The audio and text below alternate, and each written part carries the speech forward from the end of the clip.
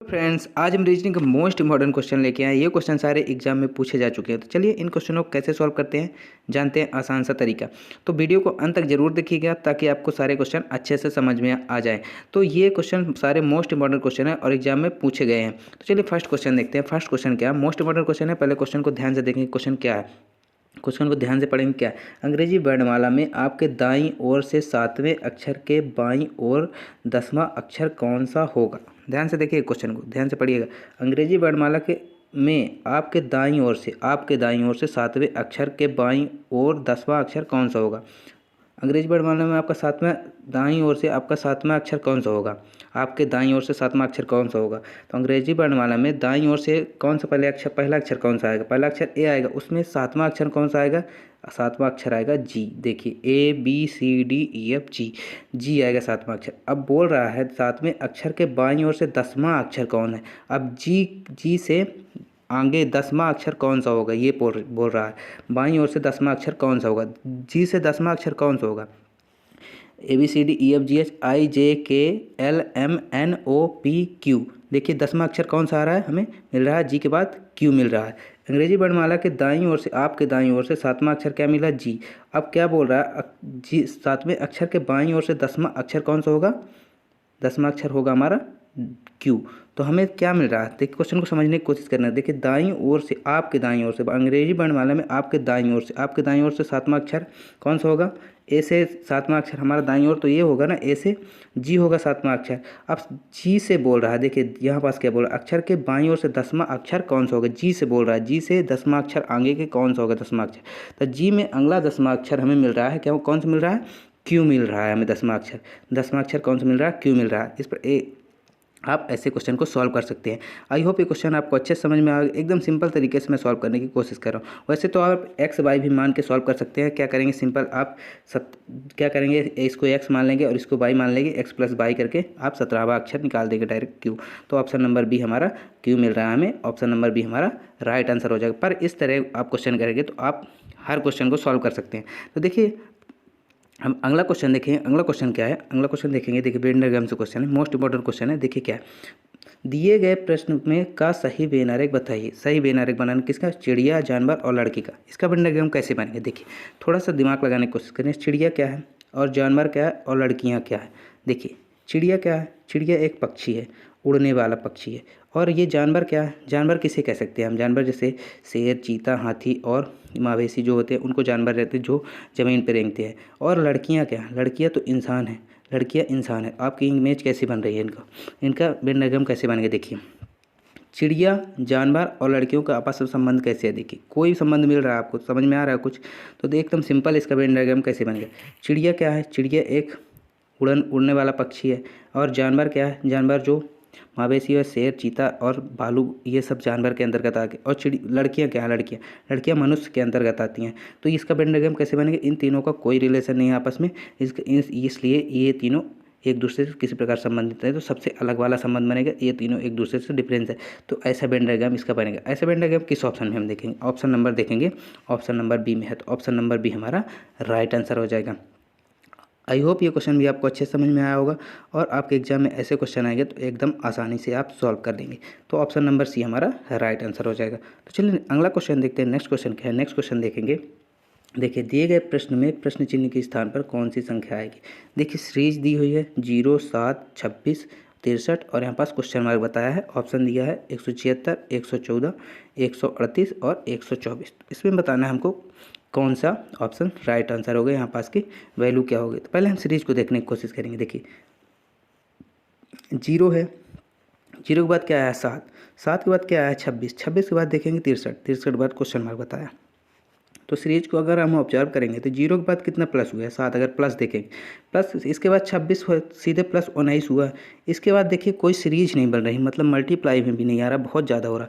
तो आपको सीरीज की क्वेश्चन जब आए एकदम से संख्याएं बढ़ते क्रम में मिले, या तो मल्टीप्लाई किया गया होगा या तो स्क्वायर किया होगा, प्लस तो किया गया नहीं होगा, स्क्वायर या क्यूब किया गया होगा।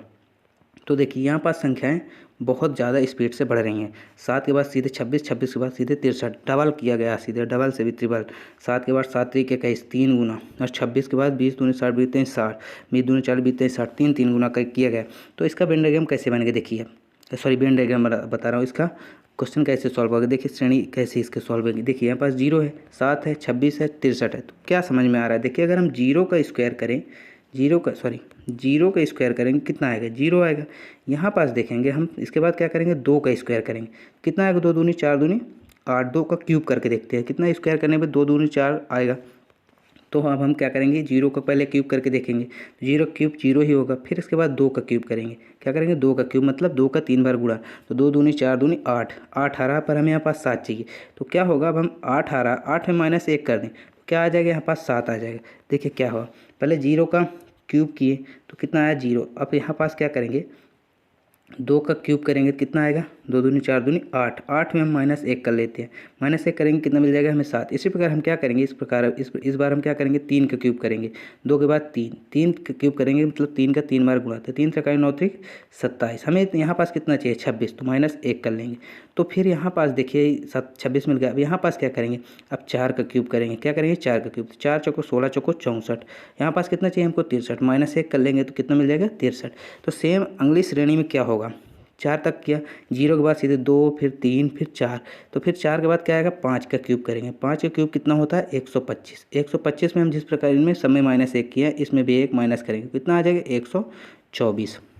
तो यहाँ पास क्या क्या सीरीज मिल रही है, 0 का क्यूब करें फिर -1 किए इसमें मान लीजिए, फिर 0 में -1 करेंगे तो 1 ही आएगा, मतलब कि इसको क्यूब करें, 0 का क्यूब तो करें तो 0 ही आएगा, हमको 0 सिंपल मिल जा रहा है। इसमें क्या किए हैं -1 इसमें नहीं करेंगे, 0 क्यूब करेंगे तो 0 ही आएगा।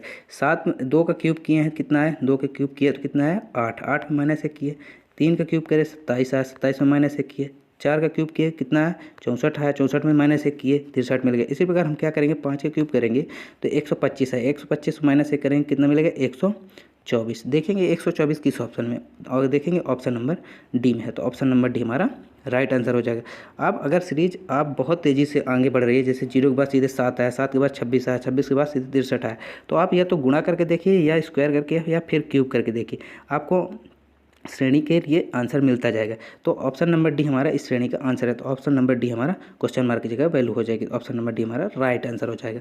तो आई होप ये क्वेश्चन भी आपको अच्छे से समझ में आया होगा। चलिए नेक्स्ट क्वेश्चन की ओर बढ़ते हैं। नेक्स्ट क्वेश्चन, अगला क्वेश्चन क्या है, अगला क्वेश्चन देखिए कैलेंडर से है। देखिए कैसे, 10 मार्च 1983 को यदि बुधवार है तो 10 मार्च 1985 को कौन सा दिन होगा। देखिए 10 मार्च 1983 को पूछा है, 1983 को बताया बुधवार है, और 10 मार्च 1985 को पूछ रहा है कौन सा दिन होगा। देखिए यहाँ पास कितने साल का गैप है, 2 साल का, 2 साल का गैप है। तो 1983 तो साधारण वर्ष है, 1985 भी साधारण वर्ष, पर इसके बीच है जो 1984 में हमारा 4 का भाग पूरी तरह से चला जाएगा। देखिए 4 एकम 4 और 4 दूनी 8, सिंपल से क्वेश्चन है। तो ये एक लीप वर्ष भी हमारे इस 1983 और 1985 के बीच मिल रहा है हमको, 1984 और 1985 के बीच एक लीप वर्ष है। देखिए 1985 शायद है, 1985 में 4 का 4 एकम 4, तो 1 बचा, और इसमें क्या है 18 8, और यहाँ पास देखिए एक लीप वर्ष मिल रहा है हमको। तो क्या होगा, हमें 1985 1983 और 1985 में बताना है कौन सा दिन आएगा 10 मार्च को। तो देखिए कैसे होगा, इसमें एक लीप वर्ष मिल रहा है हमको। तो देखिए क्या है, 10 मार्च 1983 को यदि बुधवार है तो 10 मार्च 1985 को कौन सा दिन होगा।